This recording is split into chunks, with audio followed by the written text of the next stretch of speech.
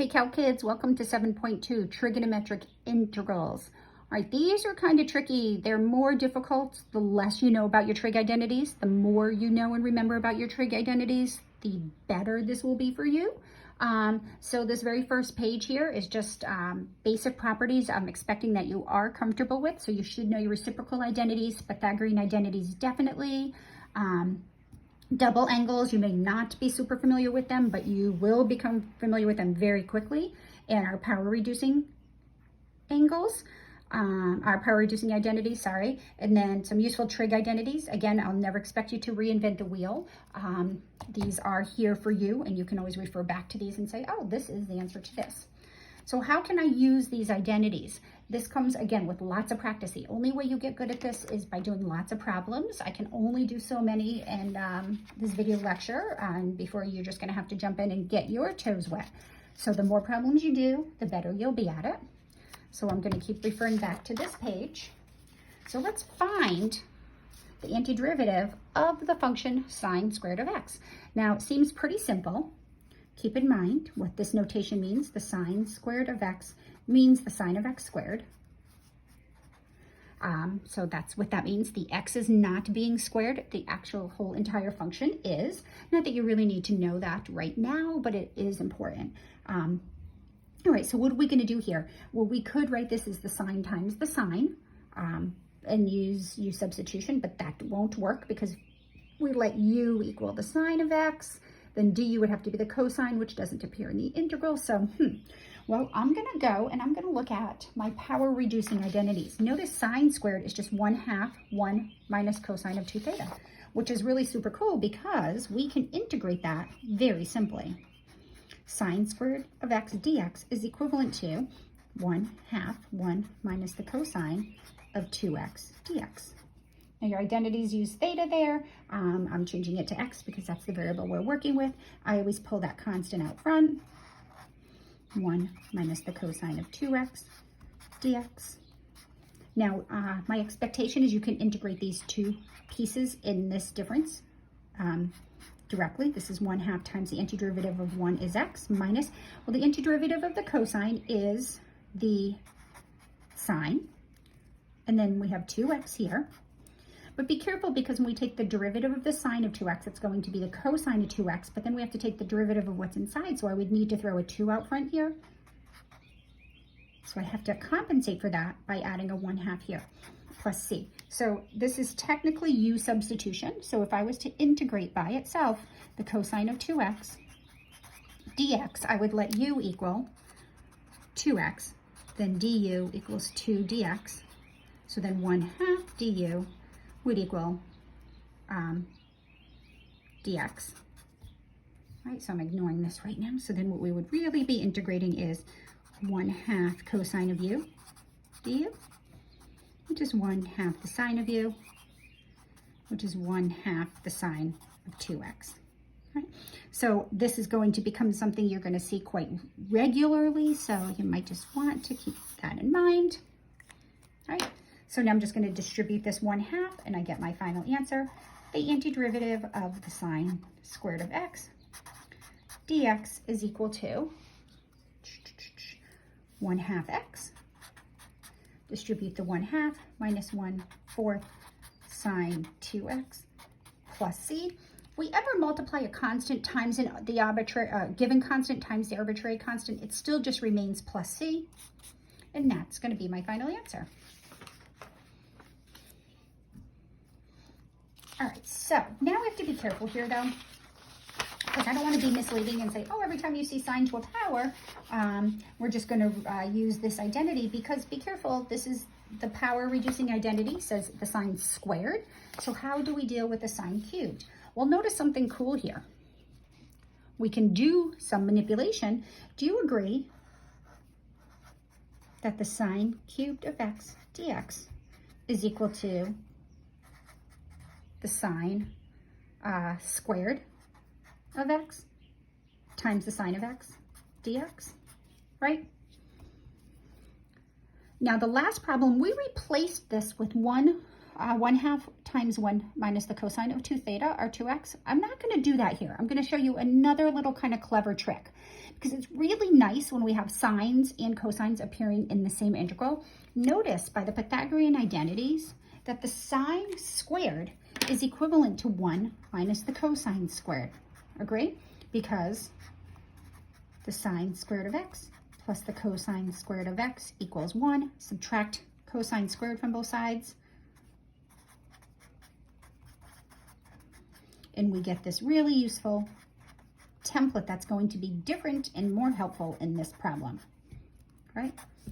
So really what I'm integrating is 1 minus the cosine squared of x sine x dx. And I chose to go this route as opposed to using the cosine of 2 theta like we did in the previous problem, because if we have 2x in one part or one factor and just x in the other, then it becomes an issue, and I'm trying to avoid that. Here, I'm now going to use u substitution. I'm going to let u equal the cosine of x, then du is negative sine x dx, right? Or in other words, negative du equals the sine of x dx. So this is equivalent to integrating 1 minus u squared negative du. Pull that negative out, I get negative 1 minus u squared du. And this is easy to integrate. Negative, the antiderivative of 1 is u, because we're integrating with respect to u, minus 1/3 u cubed, right? Plus c, I can stick it on now, I can stick it on in the end. So now I'm going to go back, and I'm going to conclude that the integral of sine cubed x dx is equivalent to negative, well, we let u be the cosine of x, minus 1/3 cosine cubed of x, plus c. We try to eliminate parentheses, negative cosine of x, plus 1/3 cosine cubed of x, plus c. It's a happy one. There we go. All right. So how do you know when to use power reducing? How do you know when to use Pythagorean's identities? Again, just comes from lots of practice, trial and error. But here's one really good fact to keep in mind, one little helpful thing. Anytime we're integrating sine to a power and cosine to a power, or a combination of sine and cosine to powers, if the power on the cosine is odd, the suggestion is to save one cosine factor and use Pythagorean's identity. If the power on the sine is odd, then save one sine factor and use Pythagorean's identity rearranged. If they're both even, then we can use the half angle identities or the power reducing identity. And then this also is another identity that may be helpful. Sine times the cosine is 1/2 sine 2x, okay? So again, just lots of practice. So what am I gonna do here? Well, according to this little guideline, sine cubed cosine squared x dx, it says if the power on the sine is odd, save one factor. So in other words, I'm going to pull a sine x out, and I'm going to rewrite this as sine squared times the cosine squared of x. And then I'm going to do sine x dx. Because I have sine cubed, I need 3 of them, so 2 are here and 1 are there. And then replace sine squared with 1 minus cosine squared. Now, if this was sine to the 5th power, then I'd pull out 1 sine, and this would be sine to the 4th power, which then I would just use this whole thing squared. So really, what we are integrating is 1 minus the cosine squared of x times the cosine squared of x, sine x dx. I'm going to clean this up a little bit. I'm going to rewrite this. I'm going to distribute, and I'm going to call this cosine squared of x minus cosine to the 4th of x, sine x dx. Now I'm going to use u substitution, and I'm going to let u equal, we like when we have cosines and sines in the same problem, then du will be negative sine x dx, or negative du will be this sine x dx that we need. Okay, there's no one master template for all of these. You have to learn by practicing and using combinations of different methods. So what we're really integrating, I'll do it in this color because we're still doing the u's. This is going to be cosine squared, which is u squared, minus the cosine to the fourth, u to the fourth, du, right? I don't think I did this one right. I just want to make sure I'm not making any mistakes anywhere. Yeah, well, all right, let's see. So then this will be the antiderivative of u squared is 1/3 u cubed minus the antiderivative of u to the fourth, 1/5 u to the fifth. Throw in that plus c there. So therefore, I'm going to get my sine cubed of x, cosine squared of x, dx is equal to 1/3. Well, u was the cosine, so it's the cosine cube of x. I said 1/3, but I wrote 1/2, 1/3 minus 1/5, cosine fifth to the x plus c. That's my answer. So this is really super helpful. You're always allowed to use your guidelines. All right, just keep in mind, remember there's lots of ways we can rearrange trig identities. So you may do this an alternate way and get a completely different answer. It does not mean that you're not correct. It just means you may have gotten something that is an identity that's equivalent to this one. So the best thing to do is if you're doing book work or you're doing work problems that I have posted and you don't get the same answer, take the derivative of your answer and see if you get the original integrand. And if you do, then you did the problem correctly. All right, fortunately, there's a nice guideline for integrating tangents times secants. Whoops, sorry. So if you have tangent to a power and secant to a power, if n is even, you're going to save one secant squared factor. And if m is odd, you're going to save one tangent squared factor.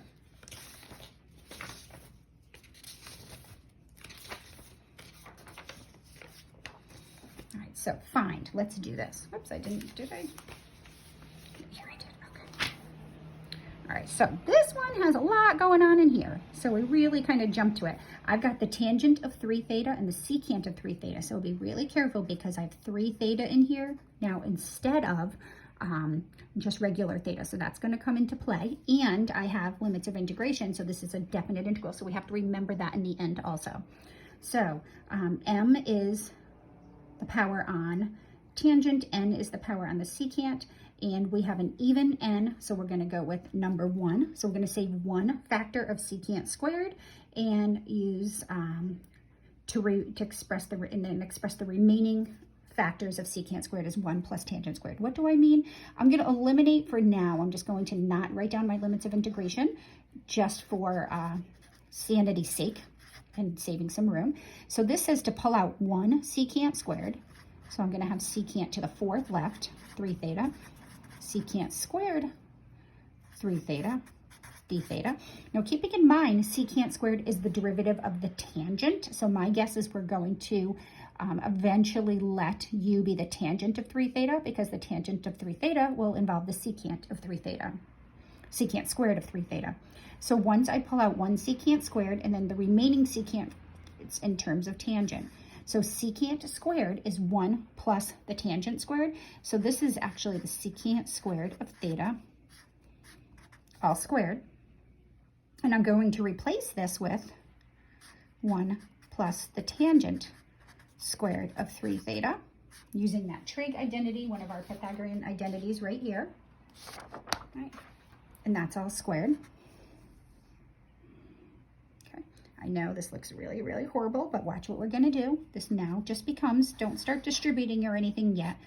This is going to be the tangent squared of 3 theta times 1 plus the tangent squared of 3 theta squared, secant squared of 3 theta, d theta. Now remember, the derivative of the tangent is the secant squared, so we're going to use u substitution. Let u equal the tangent of 3 theta. So then du is secant squared of 3 theta times the derivative of what's inside 3, and then we'll tag on that. So we have this extra 3 that's not involved in the integrand, so I'm going to pull this over and call this 1/3 du is equal to the secant squared of 3 theta d theta. Right, now I'm going to rewrite this integral in terms of u and see how nicely things clean up. I'm going to just pull that 1/3 outside right now because I'm going to replace this with 1/3 du. So I'm going to pull that 1/3 right out front. And then I have tangent squared of 3 theta, so that's just u squared times 1 plus u squared du. So actually, we turned this complicated trig integral into this not super easy, but not too terrible polynomial. Now remember, we have no rule for integrating products, so we have to rewrite this. This is just 1/3, and this is going to be, well, if you do 1 plus u squared, and then multiply by u squared, this is going to be, if I did it correctly, u to the 6th plus 2u to the 4th plus u squared du, and I'll let you do that out. So do that. Remember, this is 1 plus u squared times 1 plus u squared. So you do first inners, outers, and last, and then distribute the u squared through.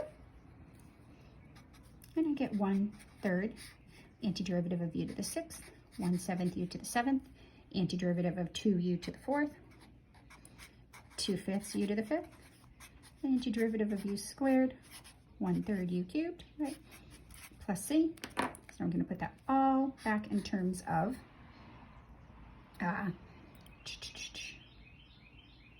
thetas. Yep, so this is, and yep, so that's right. So this we're going to have from 0 to pi over 4, we get the tangent squared, of 3 theta, secant 6th of 3 theta, d theta, equal to, I'm going to distribute this 1/3 right now, 1 over 21. U is the tangent of 3 theta. Right to the 7th power. I'm going to pull it out here for now. Plus 1/3 times 2/5 is 2/15. Tangent of 3 theta to the 5th power. Plus 1/3 and 1/3 is 1/9. Tangent of 3 theta cubed. Oh, we don't need the plus c. I'm going to take that back because we have these integration limits from 0 to pi over 4. All right, not pretty. We're going to plug them in anyway. If we plug in pi over 4 here, here, and here, I get 1/21. Tangent of 3 pi over 4, all to the 7th power, plus 2 over 15. Tangent of 3 pi over 4 to the 5th power, plus 1/3 tangent of 3 pi over 4 cubed. And then we're going to subtract. Well, if we put 0 in there, the tangent of 0 is 0. 3 times 0 is 0. Always assume we're using radians when we are integrating. So then when I plug 0 in all 3 spots, it's just going to be 0, so we don't even have to bother with that lower limit of integration. Now the tangent of 3 pi over 4, that's an angle in the 2nd quadrant with reference angle 45 degrees. So that's -1. All right. Tangent of any angle whose reference angle is 45 degrees is -1, -1, -1. All right, so -1 to the 7th will be -1. So this is -1 over 21. Minus 2 over 15, minus 1/3, right? And I forgot my calculator with me. I don't have it here, but I am going to let you, calculate that, and that would be my final answer. So those templates will be helpful. All right, one more problem. I don't expect you to memorize the sum in any of these identities. All your tests, you will be able to use your notes as well as any handouts that have been provided for you. You may not use your textbook. So the last one says, hey, you might need these sum and difference identities. So if you hopefully remember these from pre-calculus, from these identities, using appropriate substitutions, we can rearrange these things. If we have the sine of an angle plus times the cosine of an angle, by rearranging these, we have these 3 templates for the sine times the cosine times the sine, and the cosine times the sine. So these templates are going to work out super useful. So watch right here. We're going to use this one for this guy. So the sine of an angle times the sine of a different angle. We have 2 different angles in here. But according to this template right here, this is just the integral of, I'll put the 1/2 out here, and it's going to be the cosine of that minus this angle. So ax minus x right? Minus the cosine of that angle plus that angle, 8x plus x. So the more you paid attention in pre-calculus and the more comfortable you were with your identities, these are things we're hoping you'll be able to recognize. So we're really just integrating the cosine of 7x minus the cosine of 9x. Now, we're going to do mental substitution here. I know the antiderivative of the cosine is the sine, but the 7 changes things up a little bit. So it's going to be the sine of 7x, but I have to throw the 1/7 out front. So when I take the derivative of the sine of 7x, I get the cosine of 7x times 7, which will cancel out with that, minus, I'll do this, 1/9 the sine of 9x plus c. And then we're just going to distribute that constant 1/2, so 1/14 sine of 7x minus 1/18 sine of 9x plus c.